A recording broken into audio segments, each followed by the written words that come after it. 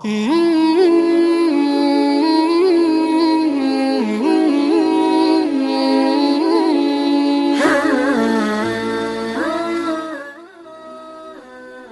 muslimin yang dimuliakan Allah Subhanahu wa taala. Di dalam surah Al-Qari'ah Allah Subhanahu wa taala berfirman, Al-Qari'atu mal Qari'ah. Wa ma adraka mal Qari'ah. Kalimat Qari'ah disebutkan oleh para ulama, di antara salah satu penafsirannya adalah suara yang menembus telinga-telinga dan juga hati manusia yang sangat menakutkan.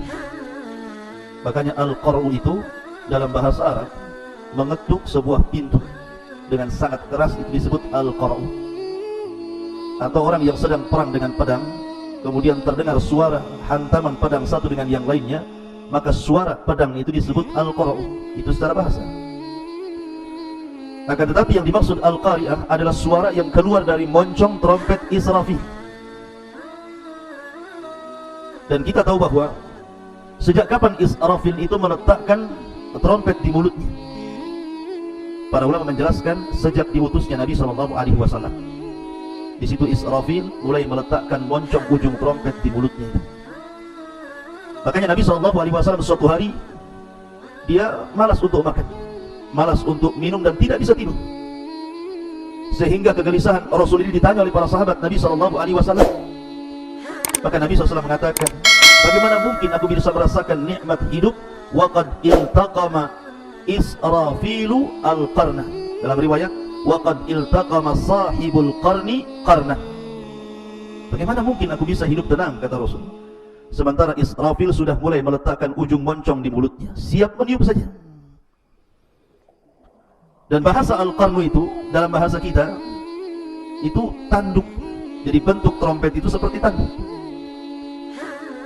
Masyaallah muslimin yang dimuliakan Allah Azza wa Jalla. Lalu kapan trompet itu akan ditiup dan apa dampaknya? Tadi Imam subuh tadi membacakan satu ayat di permulaan, bagus sekali.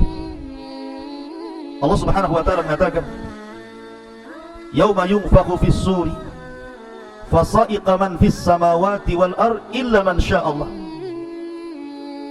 Pada hari di mana trompet itu akan ditiup oleh Israfil, maka seluruh yang ada di langit dan ada di bumi semua akan pingsan dan mengalami kematian, kecuali makhluk yang dikecualikan Allah Azza wa Jalla. Siapa mereka? Jibril, Mikail, Israfil, dan Malakul Maut. Jadi pada tiupan yang pertama, kata para ulama akidah, ketika Israfil mulai meniup sangkakala itu, maka ini disebut dengan tiupan kejutan dan kematian. Walaupun ada ulama akidah yang mengatakan bahwa tiupan kejutan sendiri dan tiupan kematian sendiri, nanti ada tiupan kebangkitan. Artinya kalau ini pembagiannya berarti tiupan itu terjadi 3 kali. Tapi Syekhul Islam Ibnu Taimiyah rahimahullah ta'ala mengatakan bahwa tiupan itu cuma 2 kali. Tiupan yang pertama disebut tiupan kejutan dan kematian, dan tiupan yang kedua disebut tiupan kebangkitan. Nah, ketika tiupan yang pertama itu, fasa'iqa man fis samawati wal ardh, seluruh makhluk yang ada di bumi dan di langit semua mati. Mulai dari malaikatnya, dari jinnya, manusianya, binatangnya. Tidak ada satupun makhluk yang hidup kecuali yang dikecualikan, yang saya sebutkan tadi, Jibril, Mikail, Israfil, dan Malakul Maut. Disitulah Allah Subhanahu wa ta'ala melipat langit dan bumi dengan tangan kanannya. Setelah itu Allah Subhanahu wa ta'ala berfirman, Ainal jabbarun, ainal mutakabbirun. Di mana orang-orang yang congkak dan sombong itu? Limanil mulkul yaum. Kalian tahu siapa pemilik kekuasaan ini? Tidak ada yang jawab.